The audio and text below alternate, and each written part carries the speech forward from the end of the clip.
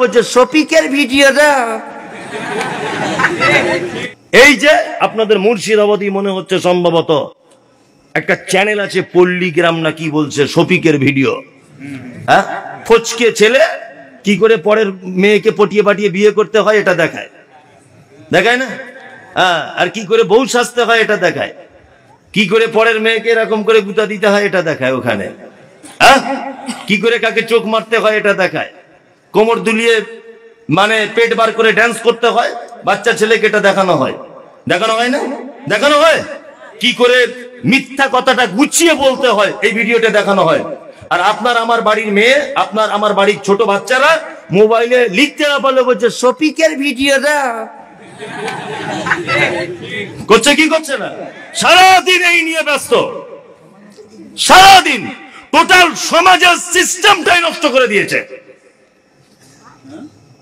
আর ইহুদি খ্রিস্টান এটা চাইছে, ইহুদিরা যেরকম হোক আর সব বাচ্চা ছেলে পঙ্গু হয়ে যাক। এগুলো হচ্ছে কি হচ্ছে না? আল্লাহু আকবার। এই সমস্ত চ্যানেলগুলোকে বয়কট করা দরকার অবিলম্বে। সরকারি পক্ষ থেকে এদের ব্যাপারে কড়া স্টেপ নেওয়া উচিত। জনস্বাক্ষর করে এই চ্যানেলের বিপক্ষে থানাতে অভিযোগ জানানো উচিত। গোটা শিক্ষার ব্যবস্থা, শিশু মনের, কচি মনের সুচিন্তা ভাবনাকে এই সমস্ত মিডিয়াতে দেখা, পল্লীগ্রাম এটা ওটা, এই সমস্ত ভিডিও আমাদের সর্বনাশ করে দিচ্ছে আগামী জেনারেশনকে। করছে কি করছে না? একটা বাচ্চা শিশু কাছে মোবাইল না থাকলে ভাত খায় না। আপনাকে কি বলবো, আমারও মেয়ের অবস্থা তাই, কিছু করার নেই। অবশ্যই আপনার কাছে বিনীত অনুরোধ, শিক্ষায় শিক্ষিত হন, আপনার ছেলেকে করুন, তবে একেবারে এক পক্ষ অবলম্বন করবেন না, তাহলে সমাজ আরো অধঃপতনে চলে যাবে। কি বলছি বুঝতে পারছেন? আপনার ছেলে শিক্ষায় শিক্ষিত হোক, সাথে সাথে মাদ্রাসার সঙ্গে একটুখানি টাচ রেখে দেবেন ইনশাআল্লাহ। ইনশাআল্লাহ দ্বীনি শিক্ষা এবং দুনিয়াবি শিক্ষা দুটোই হবে ইনশাআল্লাহ। তাহলে আপনার ছেলেকে মানুষ বলে সমাজে গণ্য হবে, তাছাড়া হবে না। আমার গাড়ির ড্রাইভারকে জিজ্ঞাসা করুন, ইমামতি করছি, আল্লাহু আকবার, একটা লোকের দেখছি ফোন বাজছে, ও ফোনটাকে বার করে ধরে বলছে আবি হাম নামাজ মে হ্যায় বাদ মে কল কিজিয়ে, রাখো। ফোন করতে করতে নামাজ পড়তে পড়তে বলছে, নামাজ পড়ছে। ও বিহারিদের লোক মনে হয়, বাজারের মসজিদ তো। ও বলছে আবি হাম নামাজ মে হ্যায় বাদ মে কল কিজিয়ে। আল্লাহু আকবার। এই যদি নামাজের ভিতরে এই বলে, তাহলে বাহিরে হলে কি করতো? এই হচ্ছে আমাদের নামাজ পড়ার ঢং। নামাজ পড়ছে, পাছা চুলকাইছে, আবার কেউ টুপি নিতে মনে নেই, ভুলেই গিয়েছে, ধরে নেন টুপি দিতে। টুপির সঙ্গে তো নামাজের কোনো সম্পর্ক নেই, আছে? আছে? নাই। তবে আজকে আরকানুল ইসলাম বলে একটা মুজাফফর বিন মহসিন সাহেব বই লিখেছেন, ফতোয়া আরকানুল ইসলাম। ওতে লিখছিলাম যে, দেখছিলাম যে আল্লাহ রসুল কখনো যে খালি মাথাতেও নামাজ পড়েছেন এই মর্মেও কোনো হাদিস পাওয়া যায় না। কখনো পাগড়ি দিয়েছেন, কখনো টুপির উপরে পাগড়ি পড়েছেন। যাই হোক, তা টুপির সঙ্গে পাগড়ির সঙ্গে নামাজের কোনো সম্পর্ক নেই। এটা একটা সুন্দর পোশাক, আপনি পরবেন এতটুকুই। যাই হোক, টুপি পরতে মনে নেই, টুপিটা পকেট থেকে বার করলি, বাবা মাথায় দিলি, একরকম হলো। ও আবার ঢং করে বার করে জুত করে ফুঁক দিয়ে টুপিটা ফুলিয়ে তবে মাথায় দিচ্ছে, ওর নামাজ বাতিল। কারণ মাদানী সাহেব আছেন, উনি জানেন যে নামাজের ভিতরে কোনো কাজ চলবে না। কি বললাম বুঝলেন? এই যে টুপি বার করলেন, জুত করে ফুঁক দিলেন, ঝেড়ে নিলেন, ফুলিয়ে তবে মাথায় দিলেন, এটা কাজ কি কাজ নয়? কাজ তো। নামাজ বাতিল হয়ে যাবে, খুব সাবধান। আল্লাহ তাআলার ভাষা শুনুন। আল্লাহ তাআলা বলছেন তারা সালাত আদায় করে কিন্তু ভক্তি সহকারে করে না, ইউরাউন। আর তারা দুর্ভোগের ভিতরে যারা সালাত আদায় করে লোক দেখানোর জন্য, লাস্ট ওয়ায়ামনাউন আল মাউন। আল্লাহ তাআলা বলছেন দুর্ভোগ তাদের জন্য যারা তার প্রতিবেশীকে সামান্য উপকার করা থেকে নিজেকে আটকে রাখে। প্রতিবেশীকে উপকার করা থেকে কি করে? নিজেকে আটকে রাখে। এক কথা জিজ্ঞেস করে নি, জি, খোঁটা দেয়, প্রতিবেশীকে কিছু দিয়ে, অভাবী দুস্থ মানুষকে কিছু সহযোগিতা করে না, ধনী মানুষের বাড়িতে গরিব মানুষের বাড়ি পাশাপাশি, কাউকে খবর নেয় না, সে যদি তার বাড়িতে কিছু চাইতে যায় তাহলে দেয় না। অথচ মুহাম্মদ সাল্লাল্লাহু আলাইহি ওয়াসাল্লাম এই কথা বলেছেন কি, কোন প্রতিবেশী যেন আরেকটা প্রতিবেশীর দেওয়ালে কাঠ বা কুঞ্চি এই জাতীয় কোনো জিনিস যেন টেক লাগিয়ে রাখতে যেন নিষেধ না করে। খুব কঠিন ব্যাপার। আমার সময় তো 11টা পর্যন্ত। আচ্ছা আচ্ছা আচ্ছা, ঠিক আছে ঠিক আছে, আমি ঠিক জায়গাতেই আসছি। এখন আমাকে বারবার কি বলছে আপনারা বুঝতেই পাচ্ছেন সব। তবে আমি এটা আপনাদেরকে আর একবার বলে দিচ্ছি, লালগোলা এলাকাতে আমি যে জলসা করেছি আগে, মানে কোনো গ্রাম বাদ নাই, তাই না? আর সুর করে করে খুব আদায় করেছি আমি, কিন্তু এখন আর করি না, এখন আর করি না। আদায় টোটালি করেন না, না করি তো ওইরকম বানিয়ে বানিয়ে দোয়া করা হাদিসে মানা আছে, ওই জন্য আর করি না, ওই জন্য আর করি না। এ মাদানী সাহেবরা বুঝতে পারছেন। যাই হোক, তারপরেও আদায় করার অনেক রকমের ক্যাপাসিটি থাকবে, এর ভিতরে আদায় করে নিতে হবে। আচ্ছা যাই হোক, এবার আপনাদেরকে সব বিষয় বাদ দিয়ে জান্নাতে যাবার একটা সহজ রাস্তা বলে দিচ্ছি, ইনশাল্লাহ আমল করব, ইনশাল্লাহ ইনশাল্লাহ। এক, বলুন তো পৃথিবীতে কোনো মানুষের মাধ্যমে জান্নাত যাওয়া যায়? যায়?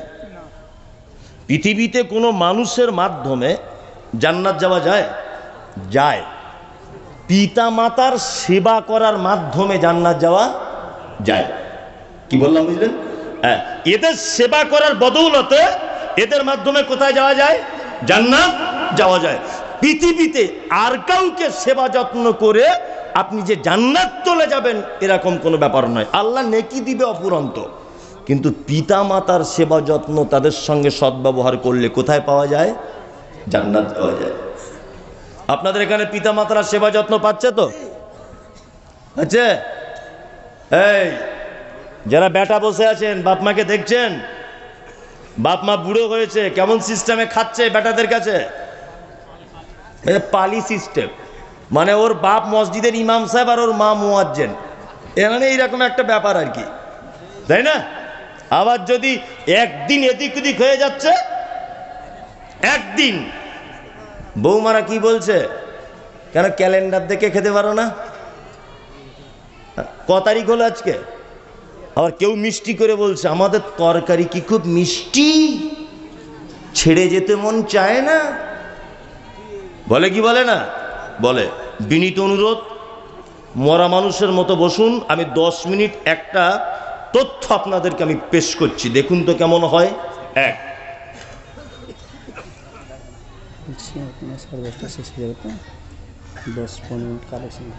ও আমাকে বলছেন 11টায়, ওই তো মাদানী সাহেব বলছেন 11।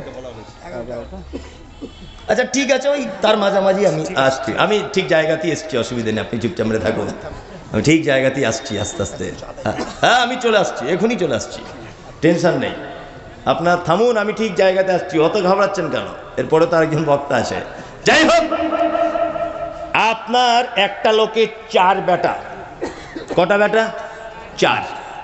4 বেটা দিল্লিতে কাজ করতে গেছে, খাটতে গেছে। ঈদের 1 সপ্তাহ আগে বাড়ি আসবে, ঈদের 1 সপ্তাহ আগে বাড়ি আসার আগে ওর স্ত্রীকে ফোন করে বলছে, হ্যালো সাবিনা? হ্যাঁ। বলছে আমি তো বাড়ি যাব 1 সপ্তাহ পরে ঈদে, তা তোমার জন্য কিছু নিয়ে যেতে হবে। বলছে আমার জন্য একটা শাড়ি, ছেলের জন্য জিন্স প্যান্ট, মেয়ের জন্য একটা চুড়িদার, আর আমার বোনের জন্য 2টো চুড়িদার আনবে, মানে শাড়ির জন্যে। লোকটা সব কেনাকাটা রেডি, ওর স্ত্রী আবার দ্বিতীয়বার ফোন করে বলছে, কি রঙের নিয়েছো শাড়িটা? লাল টকটকে দেখে নিয়েছো তো? বলছে হ্যাঁ। তো বলছে তুমি দোকান থেকে বার হচ্ছ না কেন, এত দেরি হচ্ছে কেন? তখন ওর স্বামীটা বলছে, তোমাদের সবার কেনাকাটা রেডি, শুধু আব্বার জন্য একটা লুঙ্গি আর মায়ের জন্য একটা শাড়ি পছন্দ করছি, ঈদের দিনে পরবে তাই। ওর স্ত্রী তখন বলছে এদিক থেকে ফোনে, কেন প্রত্যেক বছরে তুমি কেন তোমার আব্বা আমাকে শাড়ি লুঙ্গি জামা কাপড় দিতে যাবে? তোমার 3টে ভাই চোখে দেখতে পায় না? বাড়ি চলে এসো। ও ওর বইয়ের কথা শুনে বাড়ি চলে এসেছে। ওর বাপের বয়স 90 বছর। বিনীত অনুরোধ, হাত অনুরোধ করে আপনাকে বলছি যে আপনি এই কথাটা শুনে তবে যাবেন, তার আগে নয়। মায়ের বয়স 85 বছর। 4 বেটা বাড়ি চলে এসেছে প্লেনে করে। ঈদের দিনে মসজিদের মাইকে তাকবীর হচ্ছে, আল্লাহু আকবার আল্লাহু আকবার, লা ইলাহা ইল্লাল্লাহ, আল্লাহু আকবার ওয়ালিল্লাহিল হামদ। তাকবীর হচ্ছে। সবাই ঈদগাহে যাচ্ছে নামাজ পড়তে। আপনার 4 ভাইয়ের দুতলা বাড়ি বলে 4 ভাই সিদ্ধান্ত নিয়েছে মা বুড়ো হয়ে গেছে তো সিঁড়ি দিয়ে উঠতে পারবে না, ওই জন্য ছোট ভাইয়ের সিঁড়ির তলাতে একটা মশারি টাঙিয়ে মাকে রেখে দিয়েছে। তোমার মা খুব ক্লান্ত কণ্ঠে, কাঁপা কাঁপা কণ্ঠে তোমার আব্বাকে বলছে, আব্দুল্লাহর আব্বা তুমি নামাজ পড়তে যাবে না ঈদগাহে? বলছে যাব তো, গোসল করব, কল টানতে পাচ্ছি না, কোথায় জামা কাপড় আছে খুঁজে পাচ্ছি না। পেচ্ছাবে জড়িত কাপড় তোমার মা মশারির ভিতর থেকে বার হয়ে বাক্স থেকে একটা গত বছরের তোমার বড় বোনের দেওয়া পাঞ্জাবি ছিল, ওটা বার করে তোমার আব্বার হাতে দিয়ে বলেছে যাও ঈদগাহে নামাজ পড়ে এসো। তোমার আব্বা ঈদগাহে গেল, 90 বছর হাতে লাঠি নিয়ে কাঁপতে কাঁপতে। তোমার আব্বা ঈদগাহে নামাজ পড়ার শেষে সবাই বাড়ি চলে এসেছে, তোমার আব্বা আস্তে আস্তে আস্তে আস্তে করে এসে তোমাদের মেন গেটের দরজার সামনে বসেছে। দুপুর 2টা তখন বাজে। 4টে বৌমা একজনও কেউ খোঁজ নিল না, 4টে বেটা 12টা পোতা পুতিন কেউ খোঁজ নিল না। দুপুর 2টো পর্যন্ত 2টো গোস্ত আর 2টো পরোটা তোমার আব্বার হাতে কেউ দিল না। তোমার মা ঈদের দিনে পেচ্ছাপ পায়খানা করে মশারির ভিতরে কাপড় জড়িয়ে শুয়ে আছে। 4টে বৌমা থাকার পরে কেউ তাকে গোসল করালো না। কেন এ অত্যাচার? হ্যাঁ, তোমার মায়ের যে পৃথিবীতে সব থেকে বড় অপরাধ আছে, তোমার মা এই গ্রামের একজন পর্দানাসীন মহিলা। তোমার মায়ের অপরাধগুলো বলি। তোমার মা এই গ্রামের সব থেকে পর্দাশীল মহিলা। জীবনে কোনোদিন কোনো পরপুরুষের মুখ দেখায়নি, কোনো পরপুরুষের সামনে দাঁড়িয়ে মুখ তুলে কথা বলেনি। কিন্তু তোমার এই মা তোমার মতো অপদার্থ ছেলেকে জন্ম দিতে গিয়ে লালগোলার হাসপাতালে পরপুরুষ ডাক্তারের সামনে উলঙ্গ হয়ে বেডের উপরে শুয়ে গিয়েছিল তোমাকে জন্ম দেওয়ার কারণে। যে মা কাউকে মুখ দেখায়নি, তোমার মতো বেটা জন্ম দিতে গিয়ে তার লজ্জাস্থান পর্যন্ত পরপুরুষকে দেখিয়ে দিয়েছে। এটা তোমার মায়ের জীবনের 1 নম্বরের বড় অপরাধ। তোমার মায়ের আজকে 2 নম্বরের অপরাধ, তোমার মায়ের মাথার চুল হাঁটু পর্যন্ত দুলতো, কালো কুচকুচ কুচকুচ করছো তোমার মায়ের মাথার চুল। তোমার মতো বেটাকে জন্ম দিতে গিয়ে হসপিটালের বেডে তোমার মায়ের কালো চুলগুলো লাল রক্তে জমাট বেঁধে গিয়েছিল। এটা তোমার মায়ের জীবনের 2য় বড় অপরাধ। তোমার মায়ের 3 নম্বরের অপরাধ, তোমার মা জীবনে কোনোদিন ইনজেকশন দিত না, ভয় করত। ডাক্তারখানাতে গেলে ইনজেকশন দিতে পারতো না। তুমি যখন পেটে ছিলে ডাক্তারবাবু বলেছে বাচ্চা সোজাসুজি থাকার কথা, বাচ্চা টেঁড়া হয়ে লেগে গেছে, এখনই সিজার করতে হবে। তখন তোমার মা সেদিন কাঁদো কাঁদো কণ্ঠে ডাক্তারের 2টো হাত ধরে বলেছিল, ডাক্তারবাবু যদি আপনার কাছে ধারালো কোনো অস্ত্র যদি থাকে, আপনি আমার পেট কেটে আমার ছেলেকে পৃথিবীর আলো দেখান, আমি তার মুখ দেখলে আমার সব বেদনা দূর হয়ে যাবে। তোমার মা সেই দিনের পেট কাটার ব্যথার অনুভব আজও 85 বছর বয়সে মশারির ভিতরে শুয়ে শুয়ে করে। তোমার মায়ের অপরাধের কথা বলি। চিকিৎসা বিজ্ঞানীরা বলেছে প্রত্যেক দিন একটা মা তার বাচ্চাকে 8 বার করে দুধ পান করায়। একবারে 250 গ্রাম দুধ পান করাতে হয়। 30 মাস দুধ পান করে 50 টাকা যদি দুধের লিটার হয় 90,000 টাকার। তুমি তোমার মায়ের দুধ পান করেছো 90,000 টাকার। তোমার বাপের অবদান কথা তুমি ভুলে গেছো? তোমার বাপ তোমাকে ভালো স্কুলে পড়াবে বলে 60 বছর বয়সে দুর্গাপুরের রাজমিস্ত্রির লেবার খাটতে গেছে, মশলা মেখে সিঁড়ি দিয়ে কাঁপতে কাঁপতে কাঁপতে কাঁপতে উঠছে। তোমাকে ভালো মিশনের ছাত্র হিসাবে দেখতে চায়। এটা তোমার আব্বা। কোরআন কি বলছে? কোরআন বলছে ইয়াসালুনাকা মাযা ইউনফিকুন কুল মা আনফাকতুম মিন খাইরিন ফালিল ওয়ালিদাইন ওয়াল আকরাবিন ওয়াল ইয়াতামা ওয়াল মাসাকিন ওয়া বনিস সাবিল ওয়া মা তাফআলু মিন খাইরিন ফাইন্নাল্লাহা বিহি আলিম। আল্লাহ নবী সাল্লাল্লাহু আলাইহি ওয়াসাল্লামকে জিজ্ঞাসা করা হচ্ছে, নবী আমরা যত খরচা করি, যত ব্যয় করি, উত্তম ব্যয়ের জায়গা কোনটা, উত্তম খরচা কোনটা? তখন আল্লাহ কোরআন দিয়ে নবীকে বলছেন, কুল নবী আপনি বলুন, মা আনফাকতুম মিন খাইরিন ফালিল ওয়ালিদাইন, তোমরা যে খরচাগুলি করো তোমার পিতা মাতার জন্য, এটা হচ্ছে সব থেকে পৃথিবীর উত্তম খরচা। কি বললাম বুঝলেন? বাপ মায়ের জন্য কিছু খরচা করুন, এটা হচ্ছে পৃথিবীর উত্তম খরচা। কে বলছেন? এটা আল্লাহ কোরআন মাজিদে বলছেন। বিনীত অনুরোধ, আপনারা জানেন এই মুহূর্তে সারা পশ্চিম বাংলার একটা আলোড়ন সৃষ্টি করা প্রতিষ্ঠান আপনাদের এই যে দেখতে পাচ্ছেন। কিছুদিন আগে সোশ্যাল মিডিয়াতে একটা জিনিস দেখতে পাচ্ছিলেন, খুব 7 মাসে একজন মেয়ে কোরআনের হাফেজা হয়েছে। 5 মাসে কোরআনের হাফেজা। এটা চারটিখানি ব্যাপার নয়।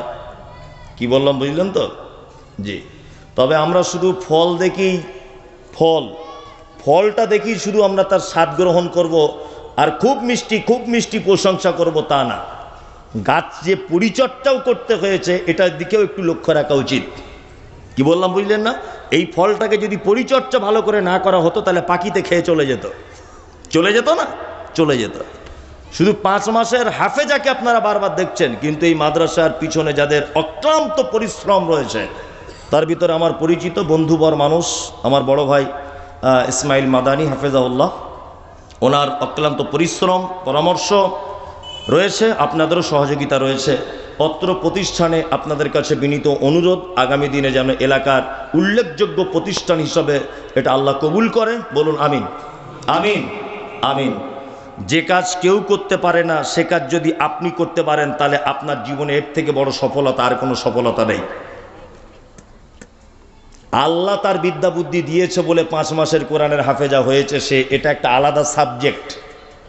কিন্তু সেই পরিবেশে তাকে 5 মাসের ভিতরে কমপ্লিট করে দেওয়া, এটাও কিন্তু একটা মারাত্মক ব্যাপার নয়? মারাত্মক ব্যাপার। বিনীত অনুরোধ, আপনারা উল্লেখযোগ্য প্রতিষ্ঠানে আল্লাহর হস্তে কিছু সহযোগিতা করুন। দানটা করবেন আপনি আপনার আব্বা মায়ের জন্য দেন, যার 90,000 টাকা দুধ পান করেছেন আপনার মায়ের জন্য দেন, আপনার আব্বার জন্য দেন। এলাকায় একটা প্রথা চালু আছে যে আব্বা মা বেঁচে থাকলে তাদের জন্য দান করতে নেই, মরে গেলে করতে হয়। এটা একেবারেই ভ্রান্ত কথা। বেঁচে থাকা তাদের নামই দেয়, বরঞ্চ আরও বেশি ভালো আপনার আব্বা দেখতে পাবে যে আমার বেটা ইনকাম করতে শিখেছে, আমার জন্য আজকে দান করেছে। চলুন একজন ভাই অন্তত বলুন যে আমি এই অত্র প্রতিষ্ঠানের জন্য এত টাকা আল্লাহর রাস্তায় দান করে দিলাম। বলুন একজন, হাত তুলুন। আমার মনে আছে আমি বলিনি, এর আগেও এখানে অনেক প্রোগ্রামে আমি এসেছি, মানুষ লাখ লাখ টাকা দিয়েছে। 10,000 টাকা ইলিমপুর থেকে জালালউদ্দিন আর ছেলে মারা গেছে তার জন্য। ও ইলিমপুর থেকে জালালউদ্দিন, তোর বেটা মারা গেছে, 10,000 টাকা দিয়েছে। আল্লাহুম্মা সাল্লি আলাইহি আল্লাহুম্মা বারিক আলাইহি। আল্লাহ তুমি তার মালে বরকত দান করো, আমিন। এ ভাই যারা আছেন আপনারা একটু হাত তুলুন। কেউ আছেন 10-20 হাজার, একটু হাত তুলুন, বলুন। আসাদুল আসছে, কত আসাদুল তোমার? এর মা মারা গেছে কিছুদিন আগে। ওর মা কয়েকটা ছেলেকে আলেম বানিয়েছে। আল্লাহ ওর মাকে তুমি জান্নাতবাসী করো, আমিন। ভুল ত্রুটি থাকলে ক্ষমা করে দাও। আর আসাদুল ভাই 1000 টাকা দিয়েছেন নগদ। জি, আর কেউ আছেন ভাই? একটু মেহরবানি করুন, দয়া করুন।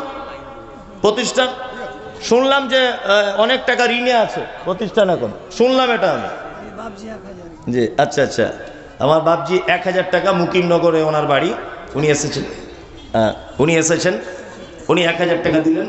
ভাই একটু আপনারা প্লিজ একটু সহযোগিতা করুন, তাছাড়া এত বড় প্রতিষ্ঠান চালানো সম্ভব নয়। একটু হাত তুলুন।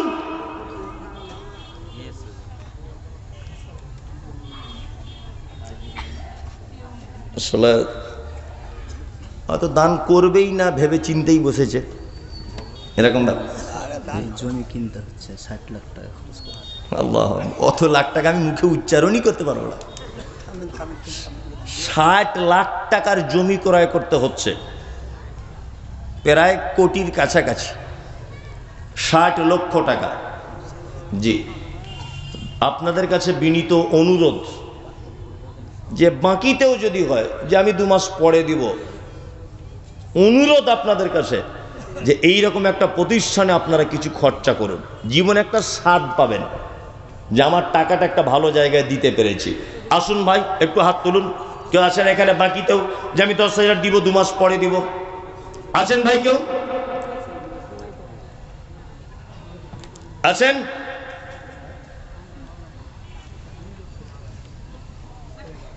কি ব্যাপার, এরকম তো এই জমিতে এরকম নয়, এই জমিতে ফসল ভালো হয়। জি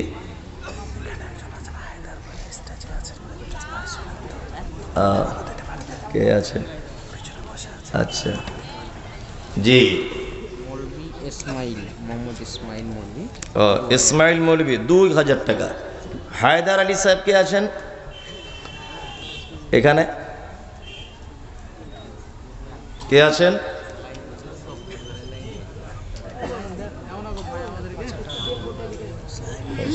মাস হয়ে যায়। এই কি করেন আপনি?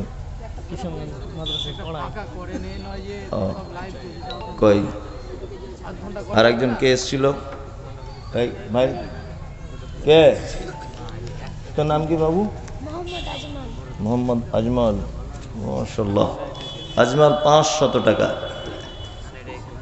এই আপনাদের কাছে বিনীত অনুরোধ যে এরকম করবেন না, আপনারা দয়া করে কিছু মাদ্রাসাকে সহযোগিতা করুন, অবশ্যই করুন। জি হালিম ভাই, হালিম ভাই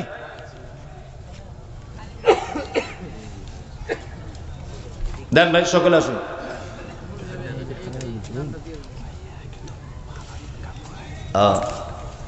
আচ্ছা আচ্ছা, কি নাম? আতাউর রহমান, 1000 টাকা। কই হায়দার সাহেব চলে গেলেন কেন কিষানগঞ্জের? কই আপনি 10,000 টাকা দিয়ে দেন। কই এদিকে আসুন। কত? 50,000। কই হায়দার আলী সাহেব এদিকে আসুন। আপনি আপনি কত দিবেন? আপনি কত দিবেন? 10,000। আপনি আরো বেশি দিতে পারবেন। এই না, কোনো মুশকিল না। আর 5,000 দিয়ে দেন, সবাই আশা করছে আপনার উপর না। 5,000 টাকা দিয়ে দেন। আচ্ছা, আর 5,000 টাকা উনি দেবেন হায়দার সাহেব। জি শুক্রিয়া, জাযাকুমুল্লাহু খাইরান জাযা। কি নাম তোমার? ইউসুফ আলী। বিয়ে করেছো? ইউসুফ আলী। ইয়া রাব্বানা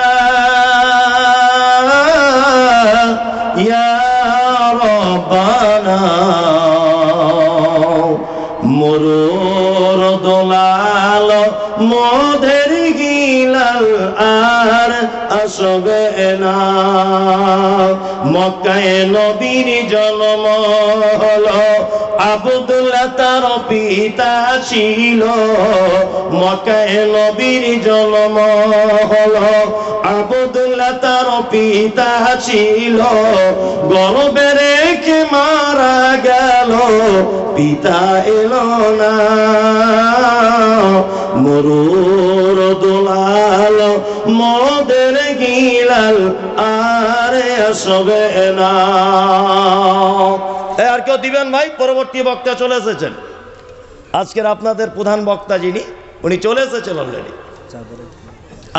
একটা চাদর যাচ্ছে আপনাদের কাছে, চাদরে অন্তত দেন 10-20 টাকা। যেটা দোকানে চলে না ওইটি দেন, কেন দোকানদার তো দেখতে পাবে, নিবে না। আর এখানে কেউ দেখতে পাবে না। আর একজন দিয়েছেন বেনামিতে। এই চাদর কারা দিবেন? আসুন ভাই, একটু দিয়ে দেন তাড়াতাড়ি। জি, সবাই না দিলে একটু এত বড় প্রতিষ্ঠান চলবে কি করে? ভগবান গোলা থেকে একজন এসেছেন 2000 টাকা। তাহলে আমার বিদায়ের বাঁশি বেজে গেছে। জি, আর কেউ দিবেন? দেন, একটু দেন, আল্লাহর রাস্তে দেন। আল্লাহুম্মা সাল্লি আলাইহি আল্লাহুম্মা বারিক আলাইহি। আল্লাহ যারা দিচ্ছে তুমি তাদের মালে বারাকা দান করো, আমিন। এ বাবু টাকাটা দিয়ে দাও তো। দে। কত? 2000 টাকা। আর একজন ভাই দিলেন, আল্লাহুম্মা সাল্লি আলাইহি আল্লাহুম্মা বারিক আলাইহি। আল্লাহ তুমি তার মালে বারাকা দান করো, আমিন। আর কেউ আছেন ভাই? একটু আসুন, সকলে এগিয়ে আসুন।